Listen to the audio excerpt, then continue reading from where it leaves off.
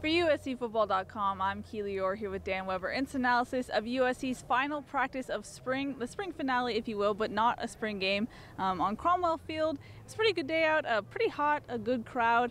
From our vantage point, I think it was better if we stayed home and watched it on the Pac-12 networks, but it was a pretty good day overall. Helton was proud of the progress they made over the course of spring, but a pretty hot day, but a good crowd. Yeah, it was hot. I know. I thought he wasn't real optimistic about it going in, but I thought what they did with the offensive game plan, where they went to the strengths of the two quarterbacks and went with a lot of rollouts and threw the ball to the tight ends.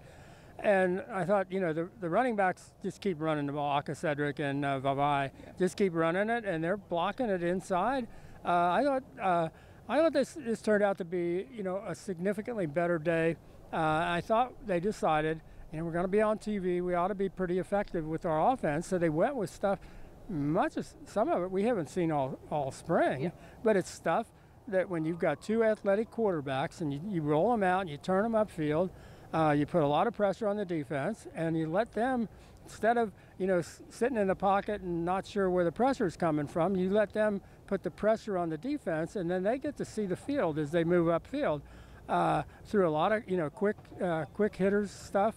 Thought a much improved offense, and asked, got Clay to say, that may be the way T decides to go as the year goes on with simple stuff, basic stuff we do well, play to our strengths.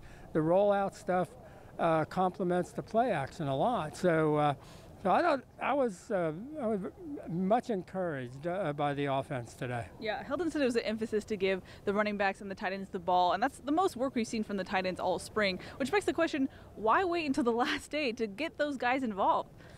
I think they were trying to do stuff that they know they need to work on that they maybe don't do well. But watching, the athletes that they have, for example, Josh Fowler, he just keeps making big catches in the air, down the field catches.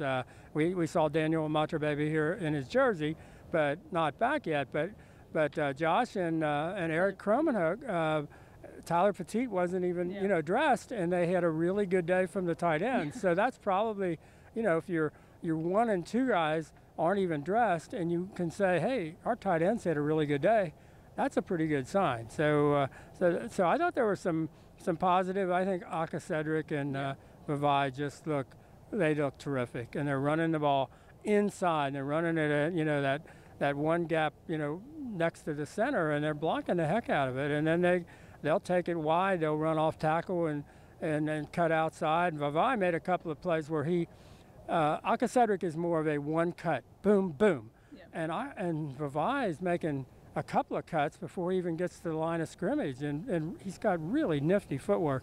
You got to feel good, and we did see Stephen Carr out today in his jersey, and so when you've got three 215-pound backs that are really skilled, they all catch the ball well. I think they're figuring out where the offense has to go, and I think the offensive line has made some real strides. I think they're much more aggressive attacking people at the line of scrimmage. We're seeing seams and things like that, and it's a pretty good defense. So, this was a good day, I think, for this team, like last Saturday. Mm-hmm. Yeah. Other than that, though, no big surprises coming out from this practice. We kind of knew what we were going to see today. I think the biggest development, we got confirmation from Helton that JT Daniels will be on campus June 8th with the rest of the incoming freshmen. He will be in that summer session. We've heard that JT's classes are figured out. He will be able to graduate modern day. So as far as the quarterback competition, that gives JT a good advantage, at least before we thought he would come in with just fall camp. Helton also said that the PRPs will be big for the developments of the quarterbacks. Yeah, I mean, we've never had head coach mention that we're going to have 13 player run practices this summer, and that JT coming in June 8th, that gives him a couple of practices every week. And after practice, I had a little time to talk with Clay, and Clay said, JT is the smartest football guy he's ever been around. He said he's got a photographic memory. His whole life is football. His hobby is football. He's I think they're fairly optimistic that JT will catch up with them, and we'll see how it goes from there. But everybody you talk to tells you the same story about JT, so it's going to be interesting to see. It was nice to see the quarterbacks have a good day today to take them into the summer after kind of a pretty good day, and I thought they did them a favor by, which just seems obvious, but you know, we're not doing all the whole theorizing for the spring, but it seems obvious to go with their strengths, and they do have strengths. When they're really athletic quarterbacks. But I think a lot of the spring, they weren't taking advantage of that athleticism because they were dropping them back, and they were having to handle the pressure in the pocket and make difficult reads against the defense that was really playing them tough. This way, today, they got a chance to put pressure on the defense, and I really like that, and we just haven't seen that. Yeah, I thought it was interesting though when Helton was asked about the quarterbacks. He said they still have a long way to go, and you don't really hear at the end of spring PRPs being mentioned by the head coach and how important they are. But he really made an emphasis that the player run practices in summer are going to be crucial to their development as far as the quarterbacks go. I think that was realistic and smart, and that was all the right things. I mean, that's what you do in this situation. I think is you let them know. I mean, I used to, back in the day, covered the Chicago Bulls when Phil Jackson was a coach, and really the way Phil Jackson communicated to his play every game after every game, what he would tell us was not so much about the game. It was about what do I want Michael to make the rest of the team do the next game, and so he was coaching them through the media. I think. With Clay here today, I think we saw Clay do a little coaching for the rest of the summer. Yeah, I feel like we've actually heard that from Helton towards the second half of spring. He became more realistic and started to kind of send a message to the quarterbacks of where they are right now. No, and that's exactly the way you want to be. Send a message, keep sending the message, get as specific as you can with the message, and I think, I'm stunned that he actually mentioned the 13-player run practices. I mean, we never heard that ever discussed, and they are in a obviously unique situation with one of the quarterback competitors having not, been to a practice yet. So, that's going to be fun. It's going to be an interesting storyline. But I do think the part of the storyline that you got to like is the way the running backs are looking, and the offensive line looks like it can play together. It looks like it's quicker and more aggressive. I think they only had one penalty today. I only saw the one flag. I think they like playing like that. I think they're a better team when they're running that stuff than maybe when they go, totally, not spread, but totally shotgun pro offense. I don't think, this is not a team that's geared to run pro offense. This is a run-first team. It's a college team. And it's got young quarterbacks. And what they did today is exactly, I think, what you do if you have athletic young quarterbacks. So that was really encouraging. We also did see a lot of the incoming freshmen. There's a large of them. If they wanted to do a PRP, they probably could. I think notable, though, Marquise Stepp and Devon Williams definitely look bigger than what you see on film or in pictures. Yeah, I don't know. I know that I've seen at times Devon listed at 6'4". He's closer to 6'6" easily than 6'4".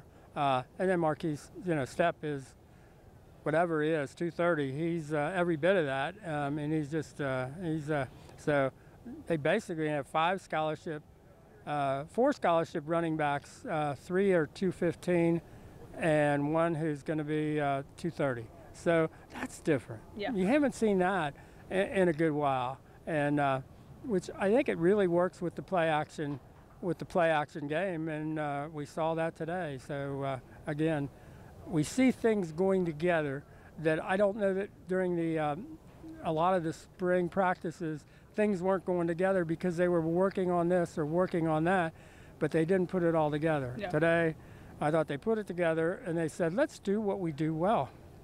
Duh. Duh.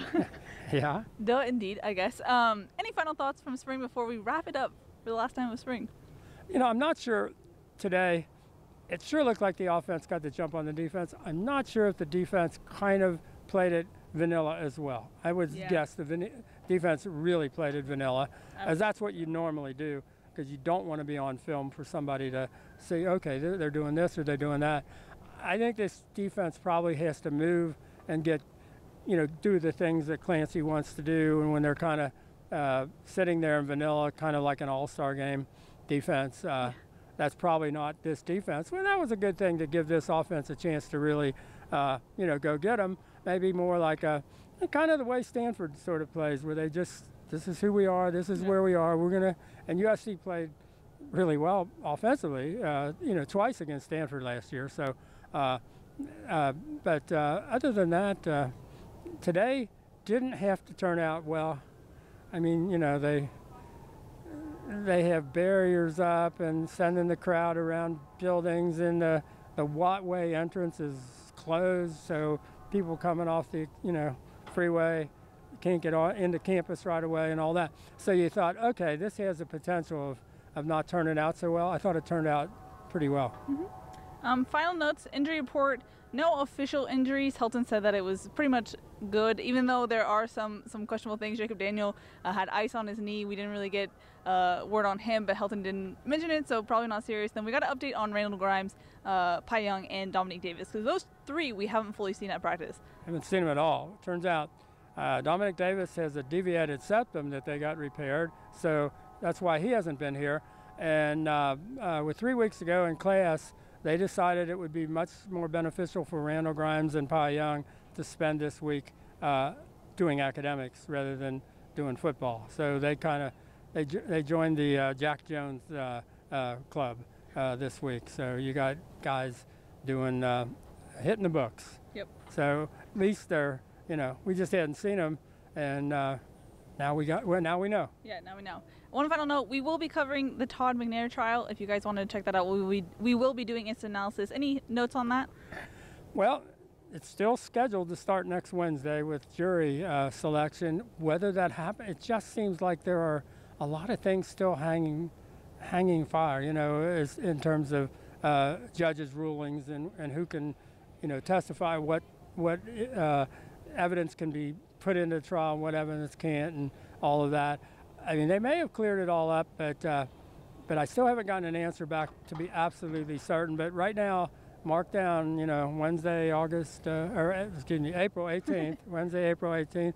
And now the later word is, when they look at all the witnesses and what have you, that may be a 3-week trial, not a 2-week trial. So so we shall see. We'll try to find out more about that. But we'll be down there and try to give you some. People will, I mean, there are enough, smart lawyers that'll probably be there from USC, not officially from USC alums, who will probably be able to tell us exactly what just happened in the trial. And it should be, I think it should be really an interesting story as it goes forward. Agreed. So check that out. We'll be down there next week. All right, that's going to wrap it up for spring. Another spring in the books. For Dan Weber, I'm Keely Eure. For more, check out uscfootball.com.